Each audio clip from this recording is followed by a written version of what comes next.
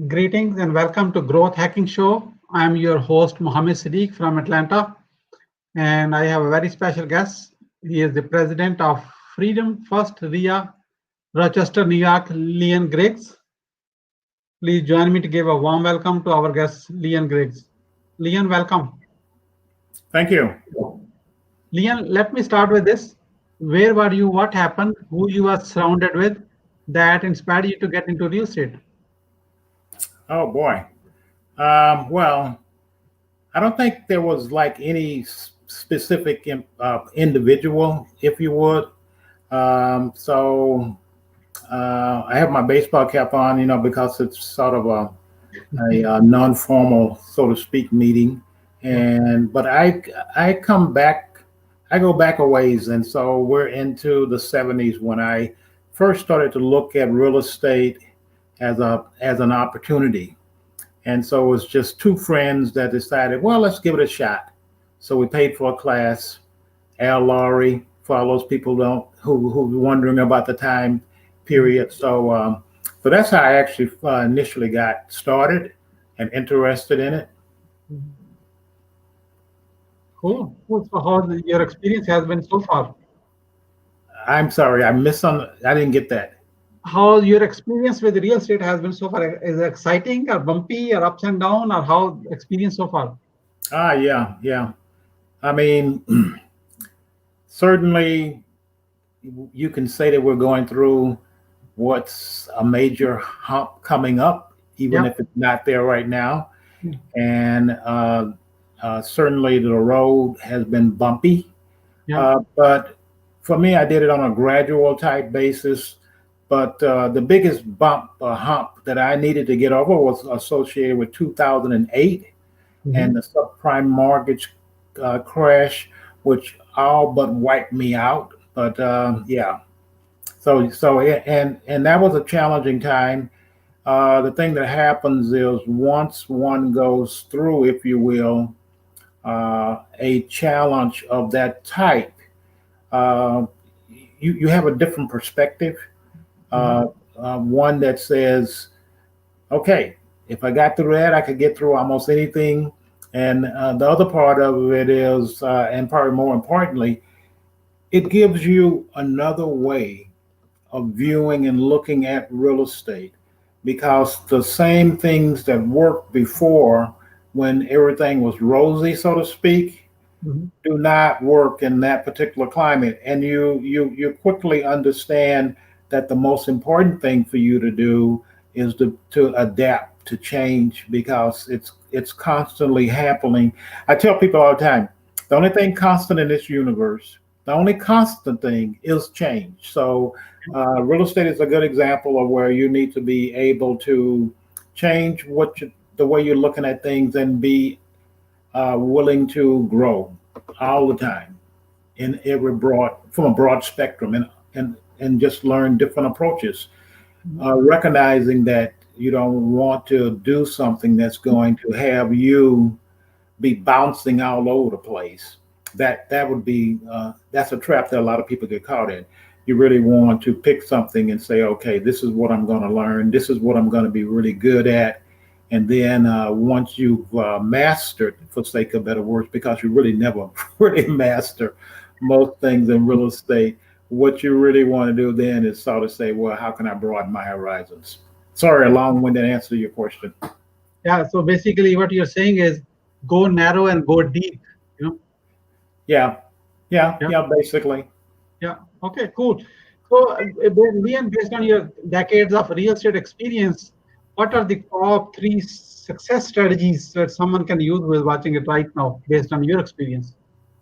So three, let me make sure because I'm sorry, my hearing is not what it used to be, but three strategies that folks could use is that's basically what your question was.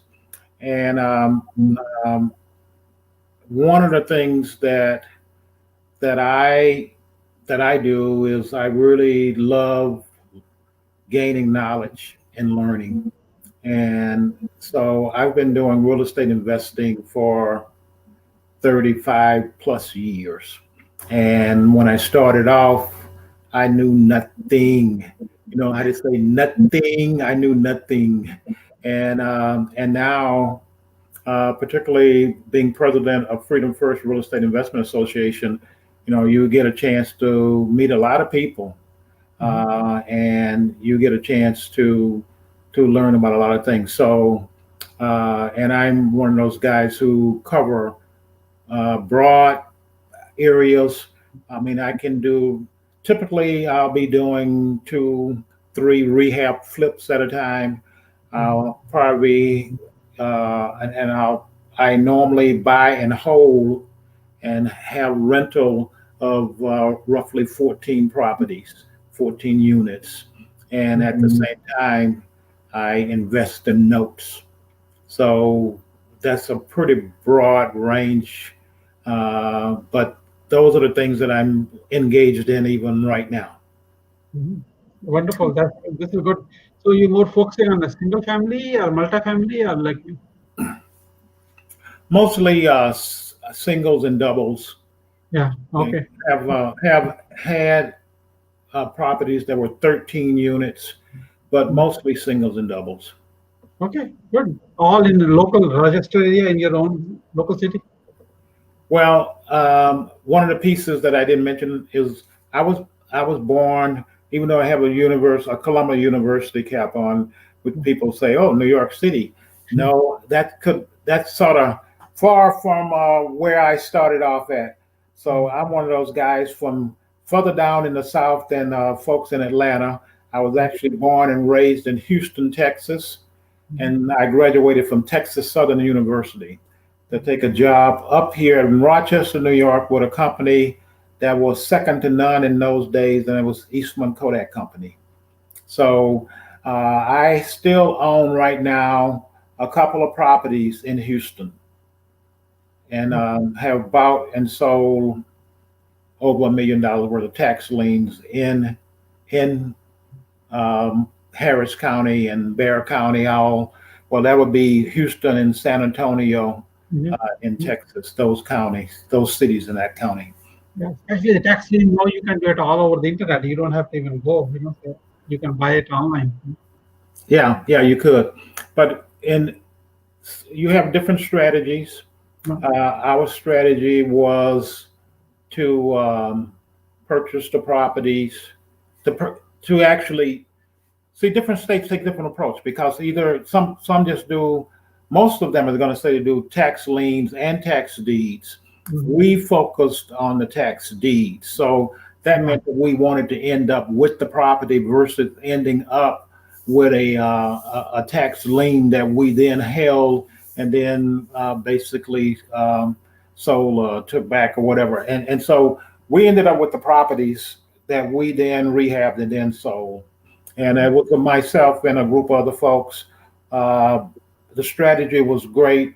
Some other portions of it didn't work out quite as well as it should be, but we were in a situation where we actually bought the properties, rehab them, and sold them, and that part of it was excellent.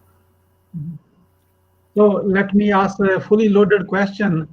So Leon, we all can learn from each other's experiences, especially the failure ones, because that's a wisdom.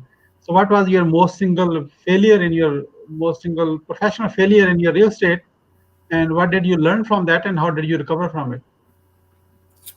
Well, I mean, I think that my biggest failure, I would say, would be, I was just talking about the tax lien, and maybe it's not my biggest failure, but it was certainly a failure from the standpoint of how it was structured, from the standpoint of the people that were involved and how they actually worked together. And so all it takes is one person not doing what they're supposed to be doing and not holding up to their commitment. And then what's going to happen is you're going to end up in a bad place. So what you learn is you have to be very careful who you decide that you're going to partner with, and who you're going to be engaged in doing things with. And so it certainly would be one of my major items that I would say I never would say not do it. What I would say is two things. One, Be careful of the capabilities and who's going to do what. Okay, and then the thing that happens is you need to have completely worked through who's going to be responsible for what, and you always need to trust but verify. Yep. Yes. Because then someone is off doing something that you haven't a clue of, and you end up in a bad place. Yes, definitely. So based on what's happening right now, the COVID thing, what type of investments you are advising your members to focus on right now? What's the, in your area? Yeah, I mean, for my members, let me just take a little bit of a side trip here. We have an organization, and we have about 240 plus members. Some in this area, and some, the majority, of course, in this area. But folks as far away as Canada, we have members in Canada, and we have members as far south as Florida. Okay, and so, but we're a not-for-profit group, and we have as our greatest asset networking. So, we do things so that people are able to get into real estate and basically learn about real estate and just pay what can be a nominal fee. And what happens is we then we're constantly taking people under our arm and saying, okay, you're a member, so therefore what we need to do is show you how to do your first flip.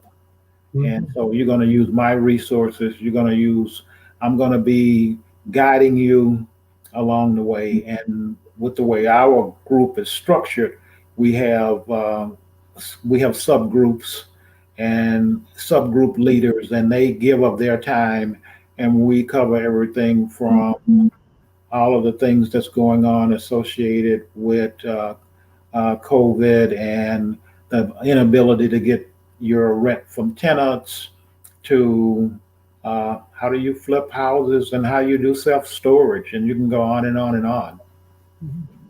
Okay. So I'm not sure I got exactly to your question, so you can reiterate it, and I'll be more direct with the answer. Yeah, I think it's good. So it's like based on where they are. Newbie is starting with the first deal, and someone is going with self-storage, and somebody could be doing with multiple doors, like multifamily. So Yeah. So how frequently you meet, like especially the once a month? Like I was when I spoke with you, you have meetings on second Thursdays of every month. So what we do is, and just to go back to the structure a little bit, because if I do that, people have a better understanding. Because I can't do it all by myself, because I don't get paid anything for doing it. Okay, what I do is I give freely of my time, and then over the years I've found people who are willing to do the same thing. So what we do is we take our organization, we divide it into two pieces. One is associated with landlords and tenants. So if you want to do toilets and tenants, then okay.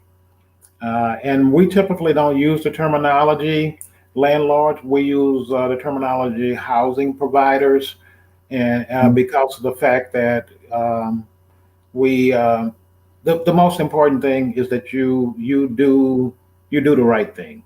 Okay, and so that's one side of it. The other side of it is anything except being a housing provider and dealing with tenants. That's so if you go out anything associated with, you're going to flip properties, you're going to do things associated with notes.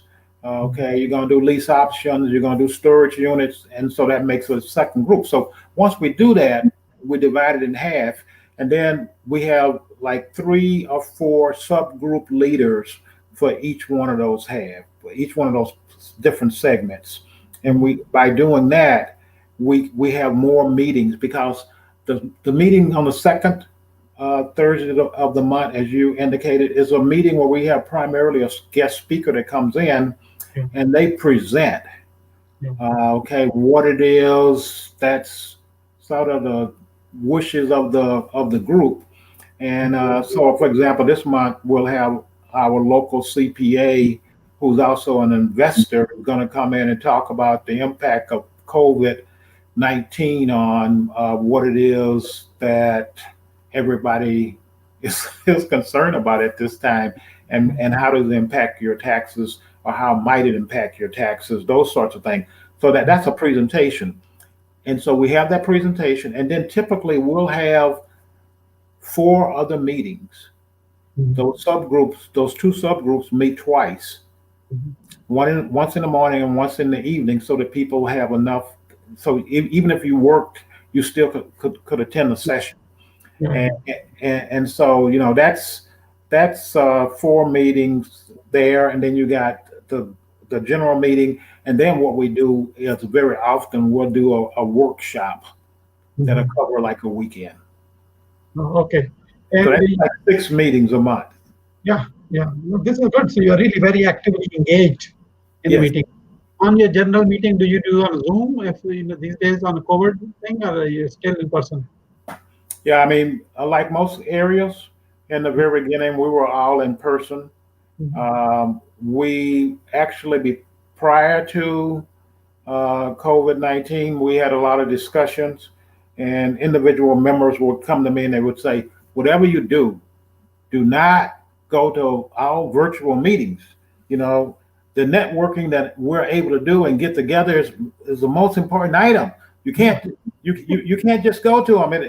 It'll destroy the organization. And so right now we basically do primarily all Zoom meetings. Yeah, Zoom meeting. Yeah. Yeah, and I mean, for people who are interested, I mean, you could go to our website. Yeah. You could take a look at it, but you'll probably get to that part later. I don't want to mess up your agenda. No, no, I just- So, as Leon, as we are about to wrap up, what would you say as a final word? Oh, okay.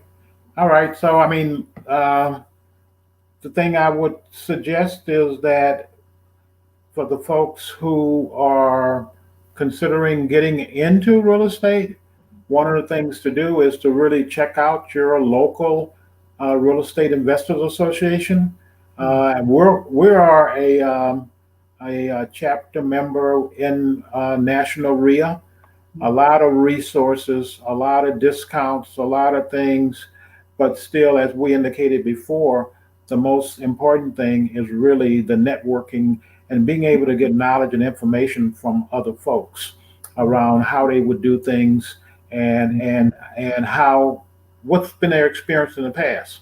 So our website is www.ffreia.com, and you can go to Zoom and you could hop right on, and you can listen to what it is that's happening here in Rochester, New York, and up in the Monroe County, Finger Lakes region, and so just join us sometime. And if you have any question, you can actually shoot me an email or whatever, or But- shoot. So I shared the website is ffreia.com. That what you have up there is exactly perfect. Okay, so you're watching this live or recorded later, and you are in Rochester area, you want to join this chapter, you can go on this one website, you can see it on your screen and join that, so that way you can learn, start with the networking, with the learning mindset. That's the key part. So, Leon, thank you so much. I really appreciate the time together. And what did you learn? While you have been watching this, what did you learn from Leon Griggs? I learned a lot.